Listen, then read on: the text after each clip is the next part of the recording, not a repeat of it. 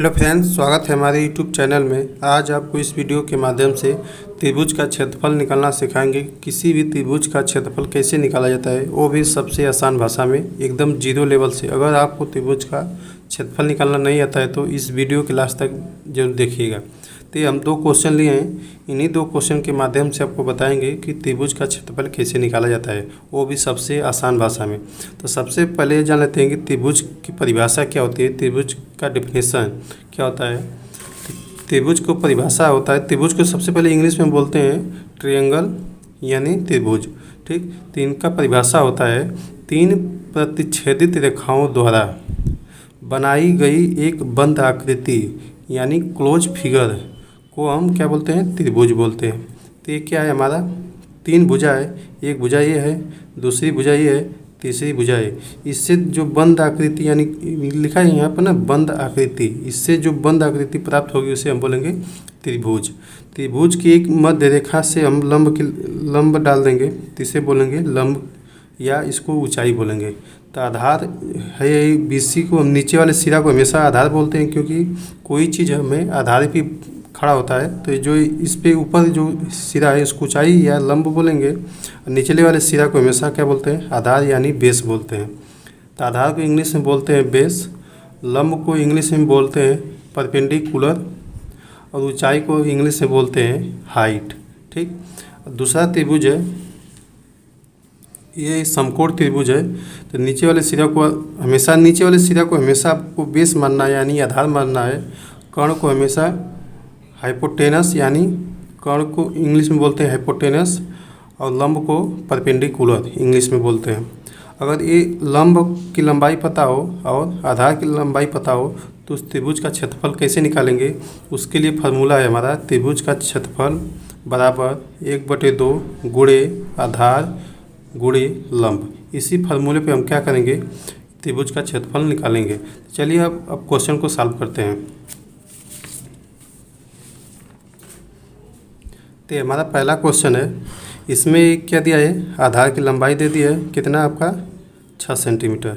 हमेशा नीचे वाले सिरा को बोलेंगे आधार, क्योंकि कोई चीज़ आधार पे खड़ा होता है तो नीचे वाला सिरा हमेशा आधार होता है और आधार पर जो चीज़ खड़ा होता है उसे ऊंचाई या लंब बोलते हैं। तो ये क्या है, हमेशा ये खड़ा है यानी त्रिभुज की ऊंचाई है कितना है, 5 सेंटीमीटर। तो यहाँ दिया है आपका AD बराबर 5 सेंटीमीटर, BC कितना दिया आपका 6 सेंटीमीटर। तब पूछ क्या रहा है इसका क्षेत्रफल, तो इसके क्षेत्रफल अभी बताएं। त्रिभुज का क्षेत्रफल ABC का क्षेत्रफल यानी त्रिभुज का एरिया। तो इसका फार्मूला होता है अभी बताएं 1/2 गुणे आधार गुणे लंब, ठीक। अगर लंब की लंबाई पता हो, आधार की लंबाई पता हो तो इस फार्मूले से हम क्या करेंगे, त्रिभुज का क्षेत्रफल आसानी से निकाल लेंगे। तो चलिए अब सभी का मान रखते हैं। तो BC का मान कितना दिया है, BC का हम बोलेंगे आधार और AD को बोलेंगे लंब। तब इसका आधार का मान रख देंगे और लंब का मान रख देंगे, इसको फिर हल करेंगे, जो मान आएगा वही त्रिभुज का क्षेत्रफल होगा। तो चलिए इसको सॉल्व करते हैं। तो 1/2 गुणे आधार कितना दिया आपका 6 सेंटीमीटर, तो 6 लिख देंगे, गुणे लंब कितना दिया है 5 सेंटीमीटर, 5 लिख देंगे।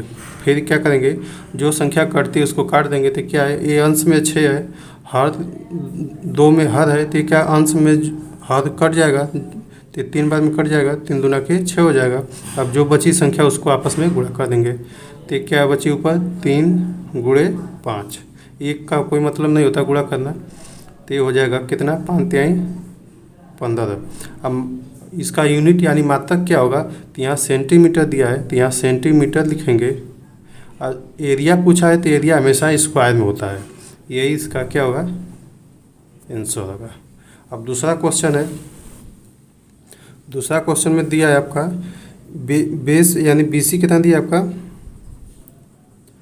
3 सेंटीमीटर और लंब कितना दिया है AB 4 सेंटीमीटर। तो तब इसका क्षेत्रफल क्या होगा, तो वही फार्मूला लगाएंगे जो अभी लगाएं, ABC का क्षेत्र ABC का क्षेत्रफल बराबर होता है 1/2 गुणे आधार गुणे लंब।